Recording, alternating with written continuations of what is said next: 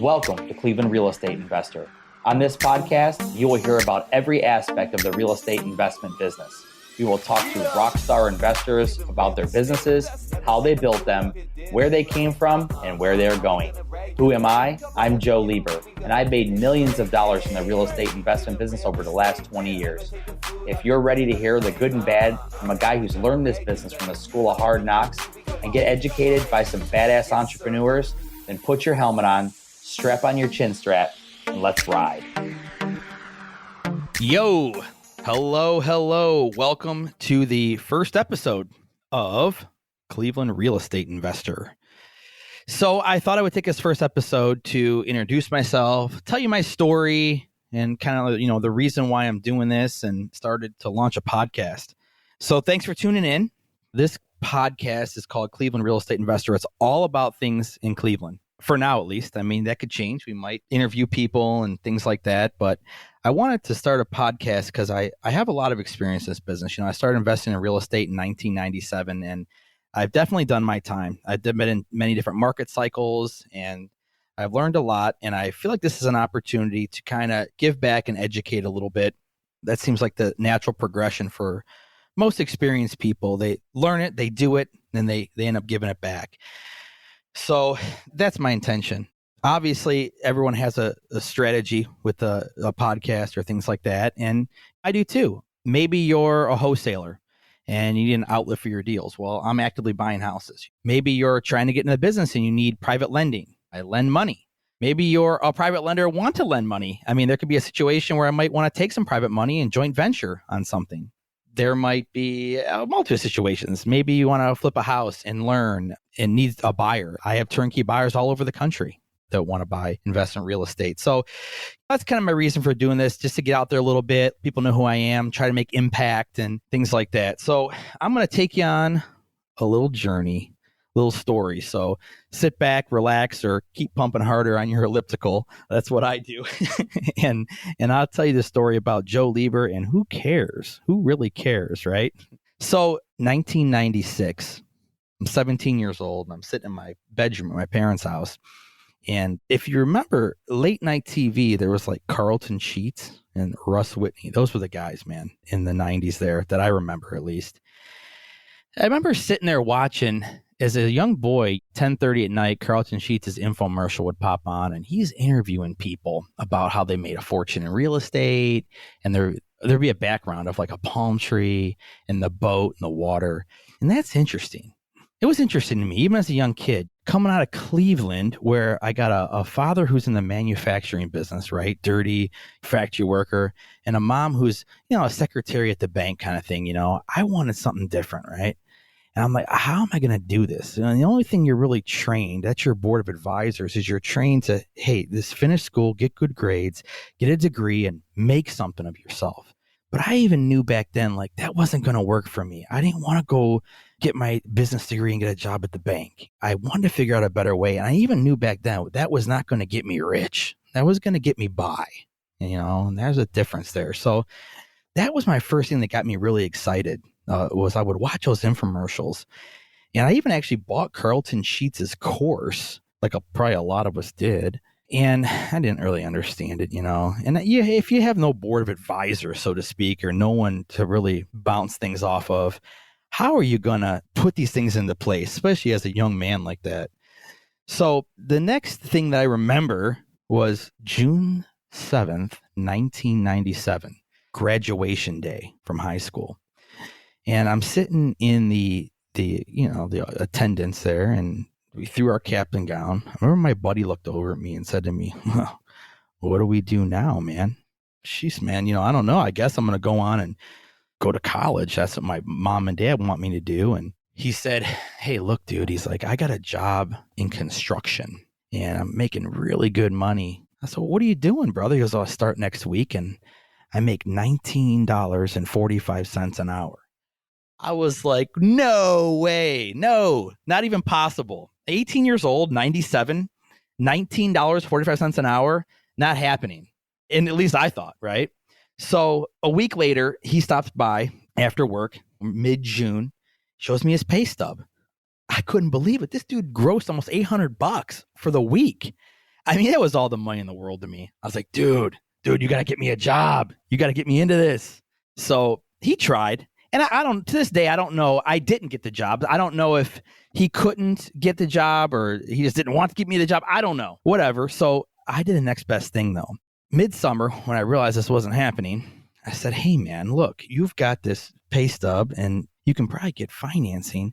Why don't we go out, buy a house, we'll fix it up and we'll flip it. And you have the income, so let's maybe try to do this together, a little partnership. So we did. We went out and started house hunting. And that fall, I started going to Cleveland State University, the local university. And they were handing out, anyone who's went to college probably knows, they hand out credit cards like they're candy. They're always trying to get you to sign up for these dang credit cards. And I went and got a student Discover card because they're handing them out on campus. And Lloyd and I, his name was Lloyd, we buy this house together on a west side suburb of Cleveland, and we go in there and start fixing it up. The reason why I told you the Discover card story was because I used my Discover card to pay for the material, and not having any money, we had to do the work ourselves. So I remember going into Home Depot, and he had a little more construction experience than I did. I ain't know anything, man. Woo! Just a quick side story. I was so bad that I remember cutting drywall with a circular saw. And the neighbor come out going, whoa, boy, what the hell are you doing? You don't do that. You're going to cut your hand off. And it was funny. It was a true story, And I used my Discover card, bought material from Home Depot. I would get those orange books that say Home Depot 1, 2, 3. And I would read those to try to figure out how to do general carpentry, general work, because there was no YouTube back then, Hell, the Google didn't even exist. And I would just do the best I can. So we go and we rehab this house and we get this whole thing done. Made a lot of mistakes. We did. Oh, we didn't know what we were doing. And we get to the end of it and we can't sell it. We can't sell it. We called some of the sharpest, best real estate brokers in our town and they cannot sell this property. Oh, man, was it tough. One of the brokers, though, that came, a guy named Tim, who I'm forever grateful. I'm forever grateful for Tim because he ended up taking me under his wing. And I ended up working for Tim as a real estate agent for quite a number of years. But Tim came out and he said, gosh, man, you're a young guy. You got a lot to learn. Why don't you come work for me at my brokerage as an agent and really learn this business? And then as these investment properties come up, you can kind of do both. But that way it keeps you in the same wheelhouse, right? See, I didn't want to have a different job that had no relevance to real estate by day and then try to do investment real estate at night. That's not good. So I didn't want to be a plumber by day and then at night try to play investment real estate investor. I figure if I can be all in this business, an agent by day, looking at deals in the field, and then by night doing my investments, that was cool. And that worked very well for me. And Tim brought me on and I ended up working for him as a real estate agent for a lot of years, but I'll go into that story a little bit later. So during this process, though, I met a guy who came over, and at this time we had been through 2 brokers and we could not sell the house. We were back to going for a sell by owner. We figured, let's go for a sell by owner. Let's get the brokers out of the way, lower the price of the house because we have no real estate commissions, and we'll sell it for sell by owner. So a guy comes over and he was a young guy. We were 19 at this point. He was 23 years old. And he pulls up in a shiny yellow Hummer H1. Let me tell you something. If you're a car guy like me in the 90s, Hummer H1 was the stuff. It was the cat's ass of cars, all right? It's like having a Lamborghini Aventador today or something. So this young dude shows up in this yellow Hummer H1, and he says, I'm a real estate wholesaler. Well, I don't even know what that is. What is a wholesaler? This doesn't matter. Here's what we're going to do, man. He goes, let's make a deal in this house. So we signed a purchase contract with him. It was for an $8,000 loss. My business partner and I were each losing $4,000 on the deal. At that point, we were so burnt out. We were done making mortgage payments on a vacant home. We're like, fine, just whatever, dude. So we sign up this deal at an $8,000 loss. And he says, hey, man, just put all your marketing stuff away, your brochures, I have a buyer coming over. I'm like, what? It's happening so fast. We don't even know what's going on, So he runs this buyer through the property. He's like, all right, guys, hey, thanks. Meet me at my office in about a half an hour. So we go bebopping in there, and once again, being 19, wet behind the ears, don't even know what's going on. He pulls out another contract and goes, hey, I need you to sign this contract. This is between you and the buyer. He goes, I'm just in the middle of this deal. And just to give you some numbers, so we signed at $72,000 with him, the wholesaler, and then we signed a contract for $97,000 with this buyer. So he was taking the difference, the spread in the middle. And once again, we're just like, we don't even know what's going on. Like, it was happening so quickly. We just didn't, he was explaining to us, don't get me wrong, but when you don't know and you see it for the first time, we just weren't grasping it.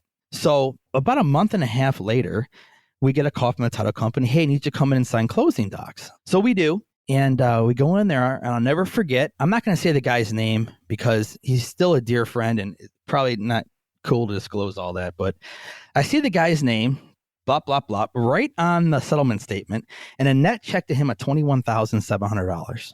Holy crap, right? I was like, I can't believe this, dude. I'm losing $4,000. Business partner losing $4,000. He's making 21.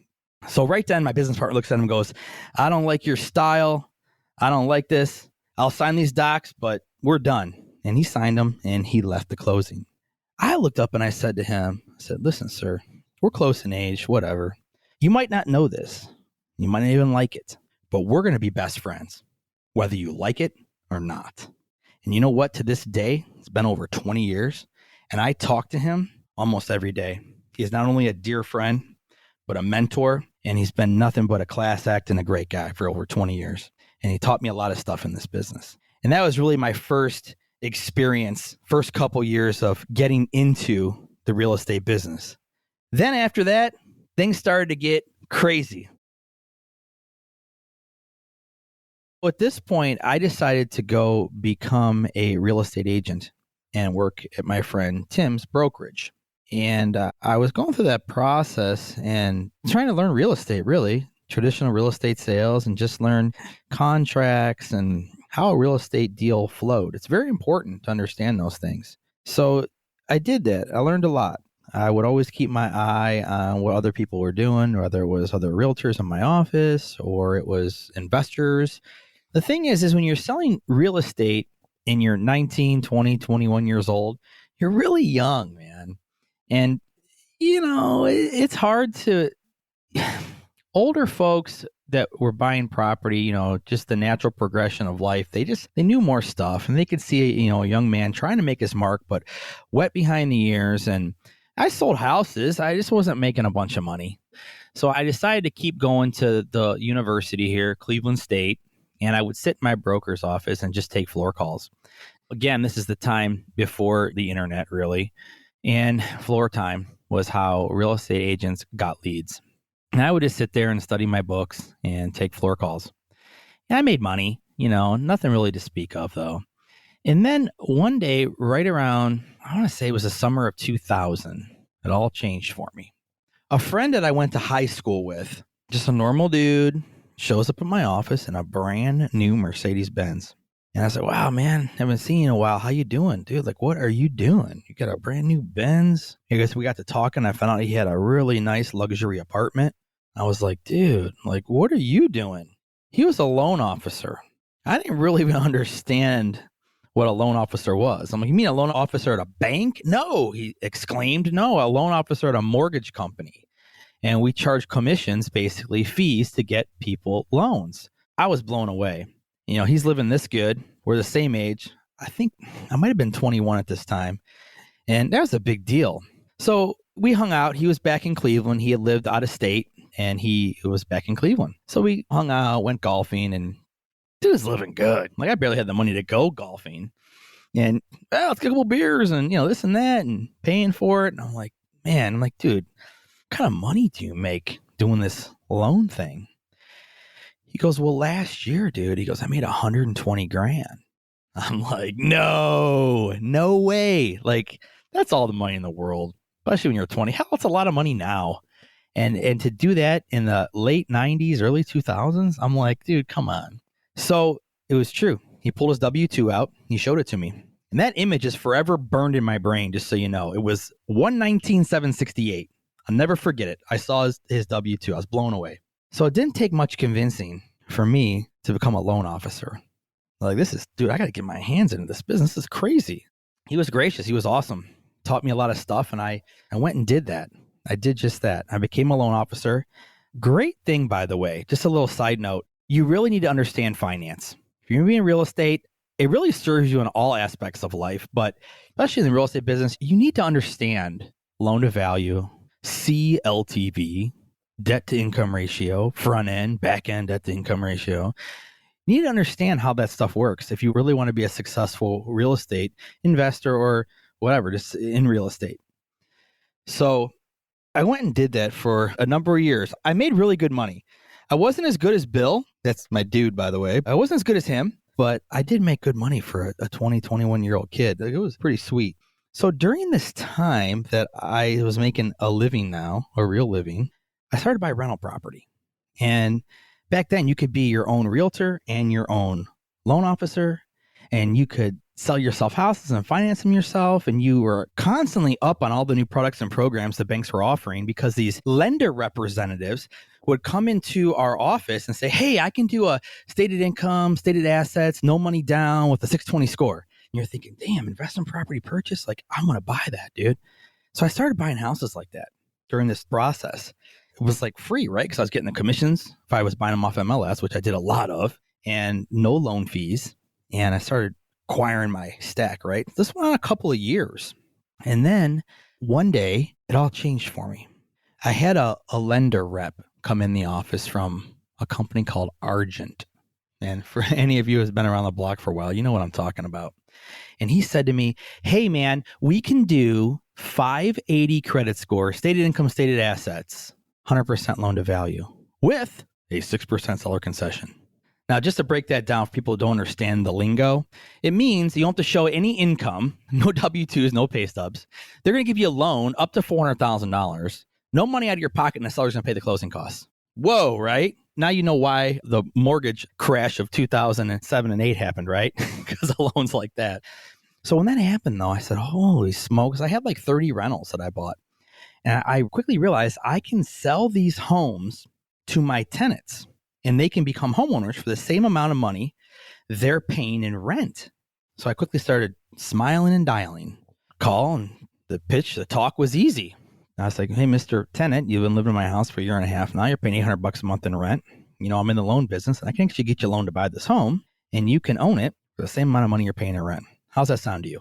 Needless to say, it wasn't very hard to get people excited about it. All right. So what started happening is I'm selling homes to my tenants. I'm making a killing. I'm making, it could be $20,000, $30,000 a deal on these houses.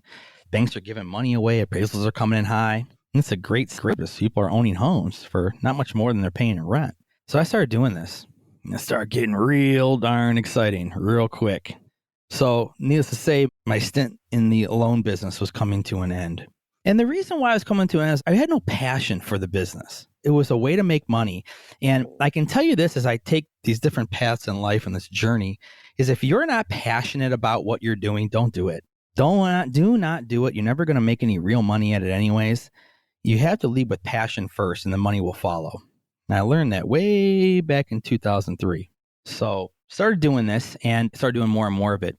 And at that time, I figured, you know what, it's time to switch back into the real estate business full time. And I came home one night after being out with all those mortgage guys, acting like maniacs. It felt like it was like the boiler room of the 80s, a bunch of young dudes making money, driving nice cars. It was just so cool. So I came home from the bar one night and I saw the real estate magazine was just mailed to me because I was a licensed agent, talk about the different courses available at the real estate school here in this area. And I started seeing the requirements for a broker's license. I was like, holy cow.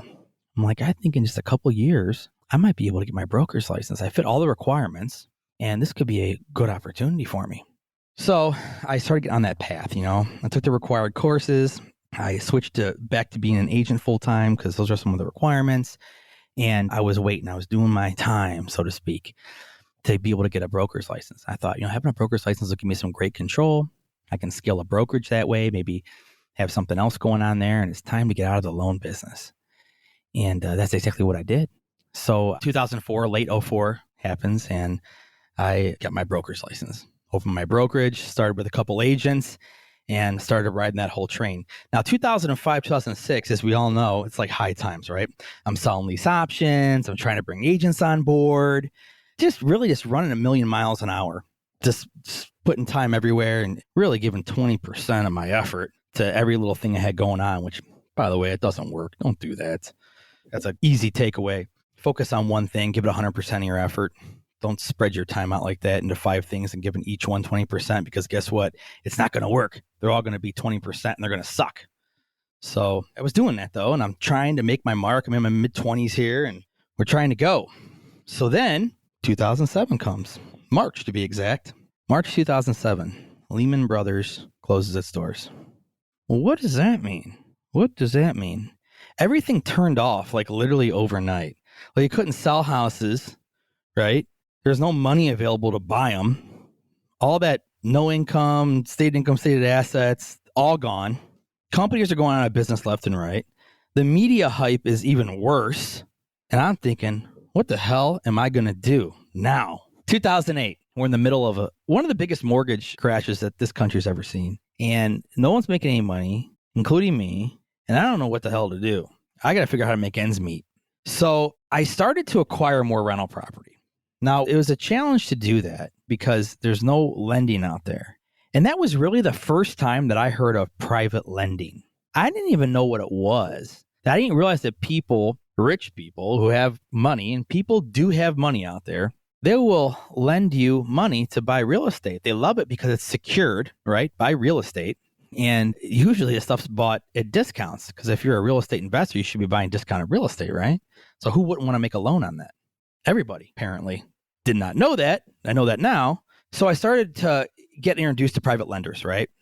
And when you're in the real estate business, you start digging through the weeds and talking to people who don't know what to do with their money. They don't want it in the stock market. I mean, people have lost fortunes in the stock market in their 401ks, and they still need to make a return. So because I was young and didn't know, I was overpaying people, private lenders, for money. But it's okay because it worked out. And here's what I was doing. Didn't know what I was really even doing at the time, but I started buying houses here. You could buy them real cheap. Buy them for $20,000, right? So I buy these houses for $20,000. I buy 5 for $100,000. And then I would go in and I would turn the heat, the water, and the lights. I wouldn't even rehab them. And I would sell them on owner financing to an end buyer. And they would pay a monthly payment to me, although the title remained in my name. I don't want to get too granular here, but I owned the house and they were buying a lease option, right? Owner finance lease option. And then I would sell them to them. They would pay me the monthly payment, and I would in turn give it to the lender, basically. Because how I scheduled this was I buy 5 houses for $100,000 on a 5-year fully amortized loan. All right. So I could pay 12. Hell, I even paid 15% on a couple of them. And I remember the payments being like $2,300 a month. But I had 5 houses bringing in $800. So I'm making $4,000 a month gross, minus taxes, insurance. But I would pay the lender and still cash flow a little bit. But the benefit was in 5 years, they were paid off, right? So I could have 5 homes paid for in 5 years. So I started stacking. I started raising $100,000 blocks of money on 5-year AMs, anywhere from 12 to 15%. And I would just crush it. I was buying everything I could get my hands on. Wasn't doing massive rehabs, just heat, water, and lights, kind of giving to them like a work for equity situation, very low down payment, put them in there, $800 a month, and just go, baby, go. That was the plan. Now, I wasn't making a lot of money still because, you'd have some fallout. You'd have, oh, Joe, the furnaces, I don't know what to do. And we'd still do repairs, right?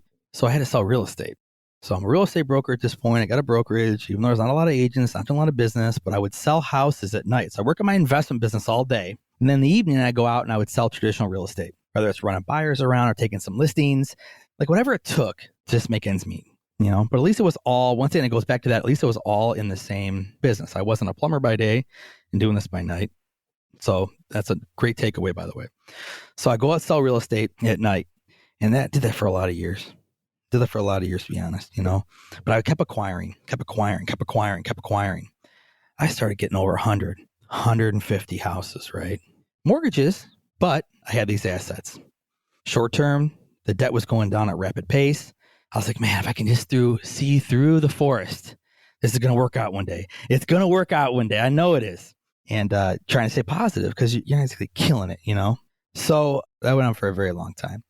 And finally, before I say these houses are getting paid for, we all know the result. The houses got paid for and the cash flow, it insane.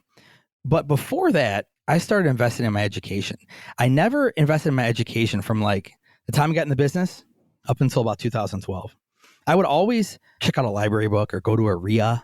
RIA is like a real estate investment association, or, just talk to people who they were doing okay, but they weren't like the heaviest hitters, So I got introduced to this mastermind in 2012. I didn't know what a mastermind was. I just know they were super expensive to be involved in. And I ended up joining the mastermind. And that's really when everything changed for me. I would go into these masterminds that they're not in Ohio. They're usually in the nice warm climate markets somewhere in the down south, So I went to my first one and I started talking about Cleveland, Ohio real estate, how you could buy houses. This is at this time, maybe $25,000, $30,000, $5,000, $10,000 rehabs, rent for $800 a month. And people not in Ohio, people, from Los Angeles to Phoenix to Dallas to Tampa Bay, they're like, damn, those are some really good numbers, dude. I'd be willing to buy that. I'm like, you would? I never even understood that. I didn't even know what the word turnkey was. See, there's people out there that buy houses that have been rehabbed, they're tenanted, who want performing assets. I didn't realize that. I never knew people would do that and didn't even live in Ohio. I thought you had to live where your investment property was. So what happened is I started selling houses because these guys opened my eyes to it, to people, not just all over the USA, but all over the world. So in 2013, I started selling houses all over the world in Cleveland, Ohio. Huge game changer. These people would come in and buy these homes and I would make, a decent little profit. I wasn't killing it, but I'd make a decent profit. And I learned the turnkey model. It was really cool. There's different flavor to the business and some great gives, I talked to people in different countries and California who just want to park money and enjoy they invest for different reasons, right? They don't always just invest for cash flow, which I didn't realize that either. They invest for appreciation, which there's still that here, especially at that time. There's amortization, just owning over time, the house goes down. You can invest for depreciation, right? Tax benefits, and you can invest for 1031 exchange reasons. There's just a multitude of reasons, but I didn't know these things. And these guys opened my eyes to it.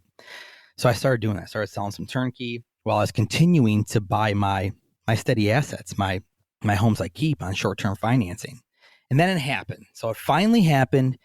Everything got paid for. January 2017, portfolio paid for. Very exciting.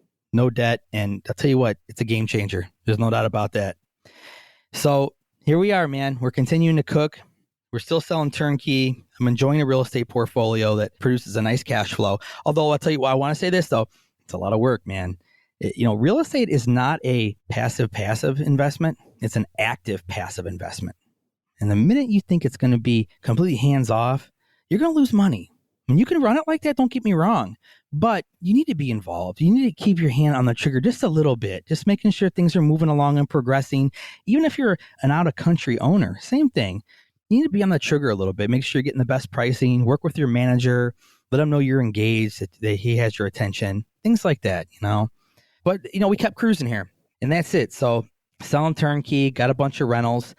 I've been starting to do some private lending, doing a lot of that lately, doing joint venture agreements. So if you see, I have these firemen, for example, they want to flip houses, and it's hard to get the deals. So we know how to get them. So we'll bring a deal to the table. We'll bring the money to the table. We might even bring money for materials and rehab, and they manage it. They'll manage operations, and then we help them sell it, whether it's to one of our turnkey buyers or whether it's retail off MLS. We can use our brokerage. It's really cool. It's a new road we're going down the last couple of years, and it's working out really good. It's a lot of fun. It's different. So doing that, and like I said, I started lending money to seasoned investors, and it's great. So that's kind of the story. That's what it is. I'm leaving some stuff out, of course, because I can't remember it all anymore. I like to say I seriously have forgotten more than I can remember. It's been a long, crazy ride. I got a lot of bruises, definitely, but I'm brushing the dirt off, getting up and doing it again. So that starts it off. That starts off the podcast, and hopefully you'll tune in and enjoy some of the things I talk about. I'm going to try to come up with unique topics and just spit some wisdom at you, and maybe it'll inspire you. Maybe we can do a deal together. Who knows? So thanks for tuning in, though. Appreciate the time, and I'll catch you on some future episodes. This is thepodcastfactory.com.